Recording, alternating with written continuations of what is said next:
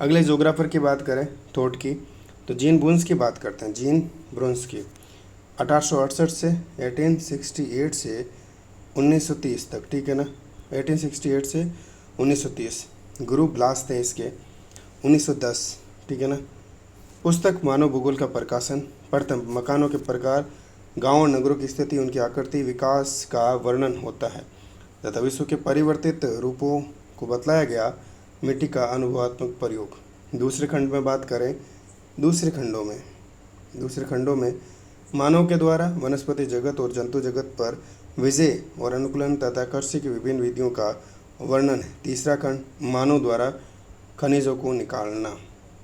ब्रून्स की शिक्षा इतिहास तथा प्राकृतिक विज्ञानों में, कानून और अर्थशास्त्र में भी उनका विशेषीकरण मानव भूगोल में हुआ था। जीन ब्रून्स के अनुसार मानव भूगोल के क्षेत्र की बात करें, प्रथम वर्ग में आवश्यक तथ्य, मकानों के भेद, मार्ग और सड़क की भौतिक विशेषताएं, मानवीय बस्तियों की प्रमुख विशेषताएं, नगरीय समूह और राजमार्ग संचार का सामान्य भूगोल। दूसरे वर्ग की आवश्यक तत्वों की बात करें, इसमें वनस्पति और जंतु जगत पर मानव की विजय से संबंधित तथ्य है। तीसरे वर्ग की आवश्यक तत्व देखें, मिट्टी के उपयोग, मनुष्य आरंभ से खाने, खोदकर मकान बनाने के पत्थर, कोयला, खनिज तेल, तांबा आदि उपयोगी धातु प्राप्त करता है। इन पदार्थों की प्रकृति में कभी क्षतिपूर्ति नहीं हो सकती, इसलिए ये विनाशकारी उपयोग है। इन्हें लुटेरी अर्थव्यवस्था कहा गया। चौथे वर्ग के तथ्य की बात करें तो इसमें मानव भूगोल और प्रादेशिक भूगोल, मानव बस्तियां, प्रजातियां, सामाजिक भूगोल, राजनीतिक और ऐतिहासिक भूगोल के अध्ययनों को उपयोगी बताया। ब्रून्स प्राकृतिक वातावरण को निष्क्रिय तथा मानव को सक्रिय तत्व मानते हैं, ठीक है। ब्रून्स मानव तथा प्राकृतिक वातावरण के अंतर संबंध को स्थैतिक नहीं वरन गत्यात्मक मानते हैं। ब्रून्स का योगदान की बात करें, क्रियाशीलता का सिद्धांत, क्रियाशीलता। ब्रून्स का मत था कि भौतिक और सांस्कृतिक दृश्य निरंतर परिवर्तनशील स्थिति में है और इनका अध्ययन काल मापक के साथ करना चाहिए।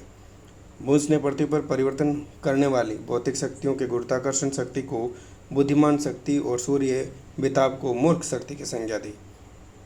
मानव जीवन का प्रत्येक क्षण विकास और विनाश उसके रंग रूप, आचार विचार, समाज, धर्म, व्यवसाय और संस्कृति के अनुरूप बदलते हैं।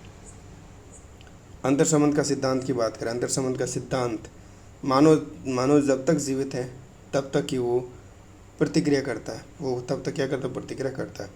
प्रोफेसर ब्रून्स ने मानव भूगोल के आवश्यक तथ्यों को दो आधारों पर वर्गीकृत किया। सभ्यता के विकास के आधार, अनिवार्य आवश्यकताओं का भूगोल, भूमि का शोषण या विदोहन संबंधी भूगोल, सामाजिक भूगोल। सांस्कृतिक तथ्यों के आधार पर भूमि की अनुत्पादक व्यवसाय संबंधी, पशु वनस्पति जगत पर मानव द्वारा विजय संबंधी तथ्य। राजनीतिक, ऐतिहासिक भूगोल, विध्वंसात्मक, आर्थिक तथ्य, ठीक है ना। यदि सभ्यता के विकास के लिए था, एक तरफ सांस्कृतिक तथ्यों का आधार पर था।